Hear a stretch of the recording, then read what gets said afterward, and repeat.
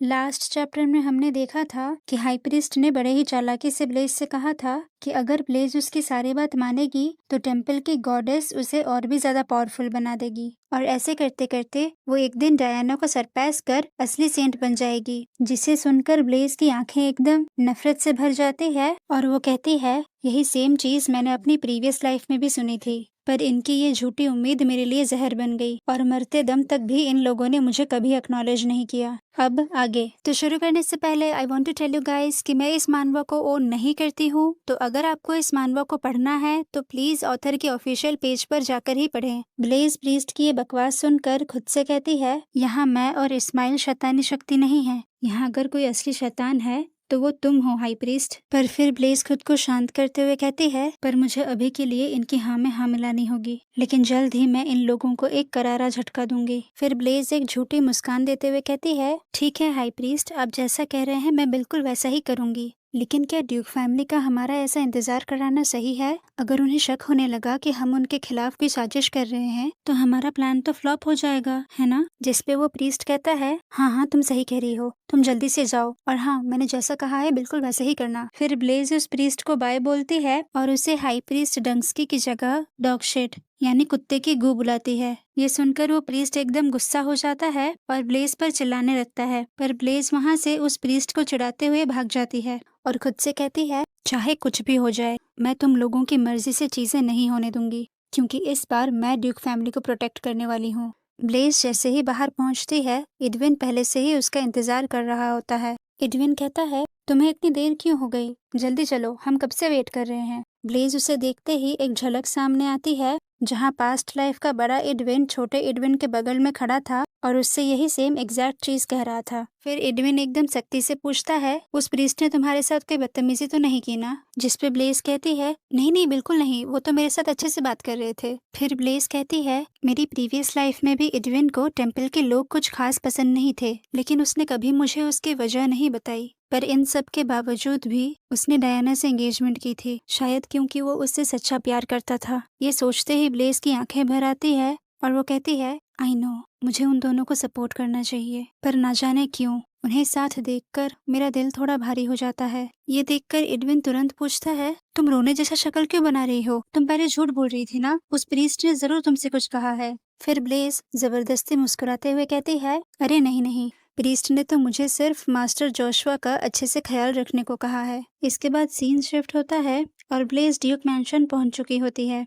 फिर पहुंचते ही Duke callus Blaze से रिक्वेस्ट करते हैं कि वो तुरंत जाके जोशुआ का कंडीशन चेक करे। फिर वो सब जोशुआ के कमरे में पहुंचते हैं और ब्लेज जोशुआ को देखते हुए सोचती है, जोशुआ को एक क्रॉनिक बीमारी है जिससे उसकी चोटें ठीक नहीं हो रही है और उनसे लगातार खून बह रहा है। फिर ब्लेज एकदम इमोशनल होते हुए कहती है, मेरी पास्ट लाइफ में जोशुआ और मैं दोनों ही मर गए थे, शायद इसीलिए मैं जोशुआ से इतना सिंपैथाइज कर पा रही हूँ। फिर ब्लेज ड्यूक से परमिशन लेकर जोशुआ को चेक करने जाती है। फिर ब्लेज जोशुआ के घाव देखते हुए कहती है, शायद ये पुराने घाव से अभी तक ब्लीडिंग हो रही है, पर मैं यहाँ से कोई एनर्जी नहीं देख रही हूँ। इससे ये तो साफ है कि जोशुआ की बीमारी का रीजन ये घाव नहीं है, और वैसे भी मेरी पास्ट लाइफ में जोशुआ की मौत हार्ट अटैक से हुई थी। फिर ब्लेज की नजर जोशुआ के सीने में पड़ती है जहाँ से एक ऑरेंज लाइट निकल रही होती है और वो कहती है, ये एनर्जी तो उन पेशेंट्स में दिखाई देती है जिनको ऐसी बीमारी हुई है जिसका कारण पता ना हो। पहले तो मैं शक कर रही थी, लेकिन अब मुझे यकीन हो गया है कि जोशुआ को हार्ट की बीमारी है, तो हमें इसके चोटों को नहीं बल्कि इसके दिल का इलाज करना जरूरी है। तभी वहाँ ड्यूक कैलोस पूछते हैं, अब तुमने जोशुआ को देख लिया है तो तुम्हें क्या लगता है, तुम इसकी बीमारी का इलाज कर पाओगी? जिसपे ब्लेज कहती है, ऑफ कोर्स मुझे इसकी बीमारी का रीजन पता चल गया है। ब्लेज ये बोलकर पीछे मुड़ती है और वो देखती है कि एडविन के दिल से भी वही सेम ऑरेंज लाइट ग्लो हो रही थी।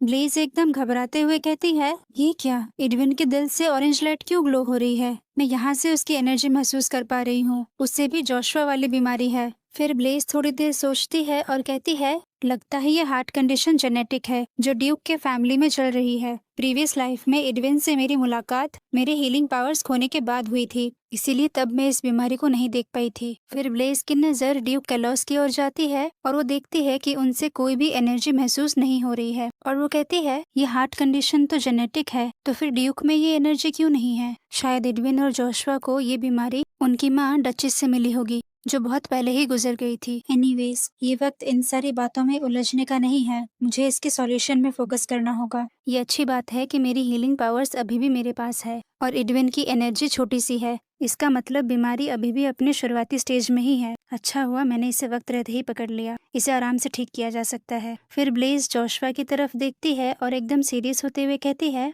एडविन तो ठीक है, लेकिन यहाँ असली प्रॉब्लम जोशुआ है।